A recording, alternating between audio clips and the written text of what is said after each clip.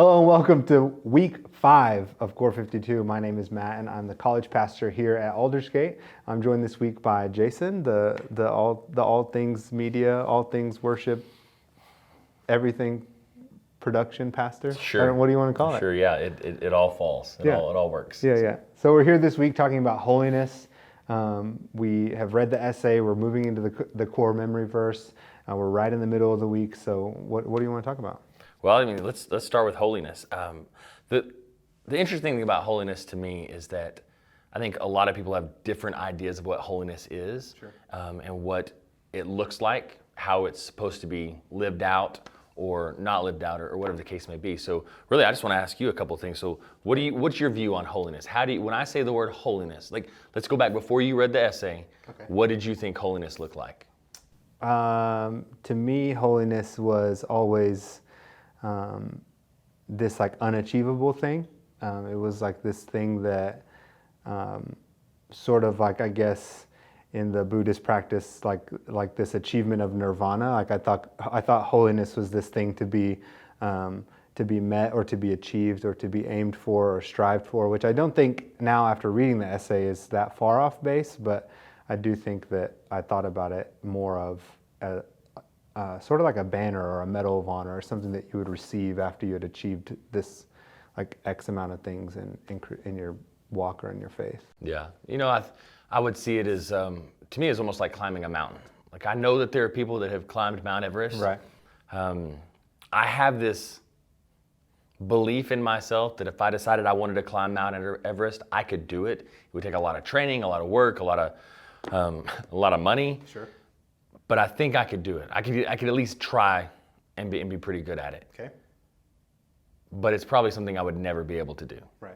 Like for a bunch of different factors, but it's this thing that was, like you said, it seemed unachievable to me. But the thing I love about the essay and the way they're putting this out this week about holiness is that it's not a thing to be achieved, right? How did they describe it again? I think he said that it's not based on your achievements, but God's selection. Yeah. It's that it has more to do, holiness has more to do with this idea that God, I read it as God calling dibs on you, but it's this idea that like college pastor. that God places his hand on you and says that you are mine, and that election of you being God's now calls you into holiness, not this, Jason, you fasted for this many days and you've prayed for this many days and now you've achieved holiness. It's just, it has everything to do with the election that God has on your life. And so the phrase that I really liked that they put out in the essay was, holiness is something to be received, not achieved. Right. Yeah. Right. It rhymes, so it helps me stay with what I'm saying there. But I love that it's something that was given to me because he chose me, because I'm part of his kingdom. I'm his son, and I just have to receive it. I don't have to go out and prove myself that I am holy. Right. But it does come with action. Yes. So help us understand how those two things play together then. How holiness and action play together? If it's something I'm receiving and I don't have to do anything for, but yet I do need to work out or live out holiness, how do those two things coexist? I mean, I think it's something you have to learn. I think that early on in your faith, I think that it's real easy to make your walk with Christ a checklist. It's real easy to, even though you've been told, all have sinned and fall short of the glory of God, but like Jesus came and sacrificed and was a sacrifice for us and covered all of our sins. Well, now, okay, my faith is like my walk has started, but then it really easily a lot of times becomes this checklist that we do to like try to make sure we're meeting all the marks to achieve holiness, to receive holiness. To some people, I think, would even admit that they feel like they have to earn it, even though it's already been given to them. Yeah. So you've received salvation, when now some people feel like they have to earn it back or pay their dues to make sure that they keep their salvation. And so I think holiness in action is really just like sort of like a farce. Like there is an action that's being called. The action is just this daily choice to choose holiness, this daily choice to move towards righteousness, this daily choice to live in relationship with Jesus.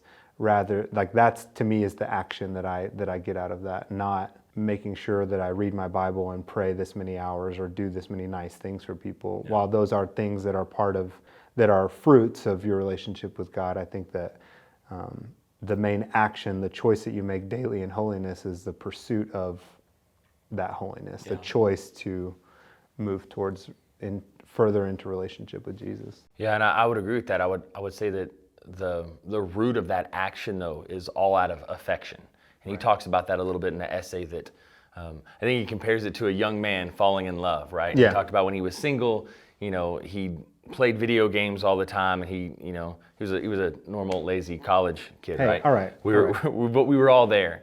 But then he meets the love of his life, and it's his affection that changed his behavior, not the other way around. Right. He wasn't changing his behavior to receive affection.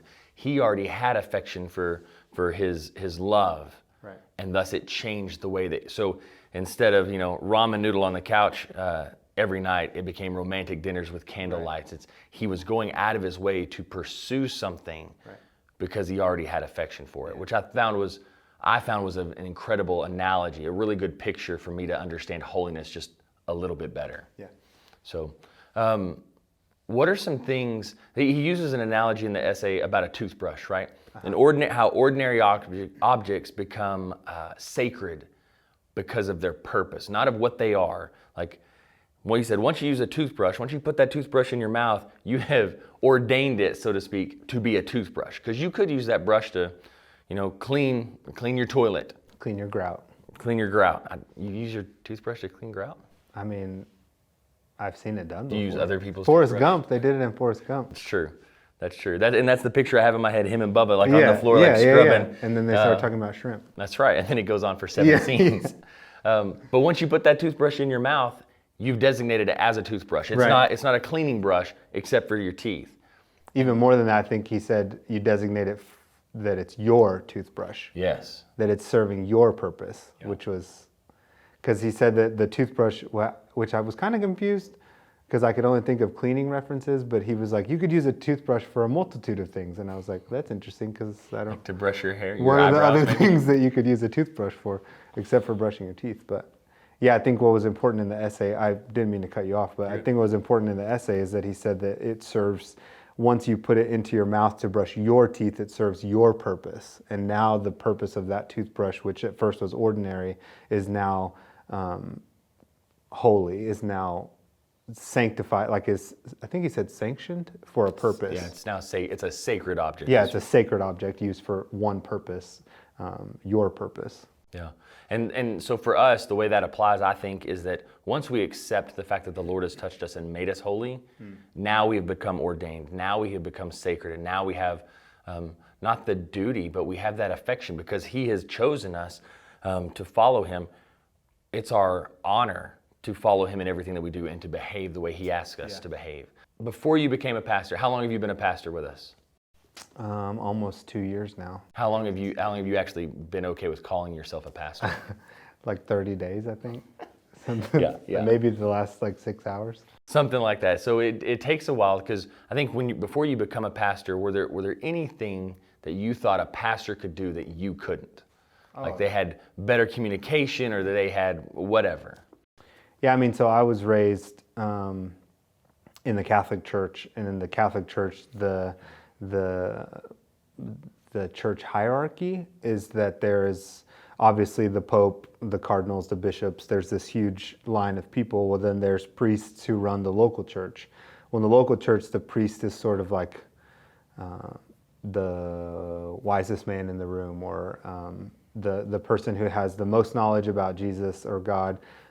They've probably been to some sort of Catholic seminary. They've probably had some sort of training from down from the Roman Catholic Church. And so growing up, I thought that this was the one person who could answer my questions about God. Well, as I went through junior high and high school, I realized that based on the new covenant, which we learned about last week, now we have direct access to Jesus. We have direct access to God and the Holy Spirit. And so, yeah, I mean, I think before I became a pastor, or before even I became a Christian in middle school, I think I thought that those are the only people who could do healing or, hear on your behalf, pray for you. So you viewed them as more holy or holy and yet you weren't, maybe. Yeah, I mean, easily. I think that I would think of even after being saved, and when I was in middle school, I think that I spent a large portion of that middle school to college time thinking that even pastors, after I'd received Jesus, even pastors were on a level that was unachievable, on a level that was like, well, I've got to pass some certain tests, or I've got to save this many people, or I've got to pray for this many people, or do this many fasts, or whatever, before I can start speaking wisdom into people's lives, or speaking knowledge into people's lives, healing, prophesying, doing, counseling in any way. Yeah. I think I thought it was just like way out of my league in terms of things that they could do and I couldn't. So when you became a pastor, when you accepted the job here at Aldersgate and we gave you the title pastor, did anything magical happen? Did anything did you yes, grow actually, this 30 year to hear as from soon the as Lord? they said it, I felt a cloak of many colors fall over my body, and I could just see it. My body was shining. I was glittering gold. Really? No, nothing. I mean, when I got the title, it was just like I felt more anxiety about it than anything, because now these people that I had essentially coveted in my walk with Jesus, it was like now I'm that person, and now I have a responsibility to people. Now I have a responsibility to myself. It felt more anxiety filled than it did like, I finally reached it. So I don't know. I mean, nothing magical happened, but it was just like, this is a real thing. Like, we're here. I can remember when our first son was born, and he literally had just been delivered, and they took him and they put him over, in the incubator. Sure. In the jaundice machine. In the jaundice machine. And I wasn't sure, I loved my wife so much, I wasn't really sure how, when we had a child, where I was going to fit any more love. Because I don't know how I'm going to love anything more than I love her. But it was very strange to me, because it obviously didn't physically change in my body, but it felt like a whole new chamber opened up in my heart for this child, right? I feel like it's almost the same way when you become a pastor, or when you get married, or when you become a parent, you kind of take on this responsibility you were saying, but it's not this responsibility out of obligation. Although sometimes I got to get my kids up for school. I'm obligated to do that so that they go to school by law. Right. But I don't love them out of obligation. I love them because I have this deep affection for them. Right.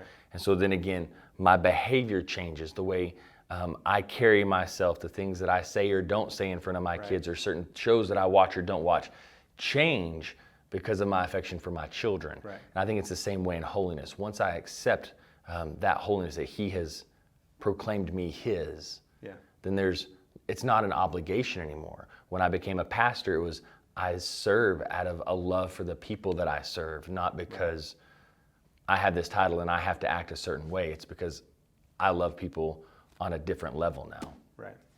So, well, great. Hey, we're just going to tie up this conversation real quick. Remember, we're on week 5, Core 52. If you still haven't picked up a book and you want to come by the church and pick up a book, we have some still available. We're doing this every week. You can check it out here on our Instagram IGTV channel that we're running. We are looking into other avenues of getting these videos to you, but really what we'd like to see is we'd like to see you engage. We'd like to see you ask questions. Shoot us a direct message on here. You can email us at the church. You can find us on Facebook. We have Facebook pages. So get a hold of us. Have conversations with the people that you're in community with. Matt and I see each other almost every day. My wife and I have conversations about these things. Other groups of friends that we have are having these conversations. We want to conversate with you as well. So we hope you have a great week. We'll see you next week.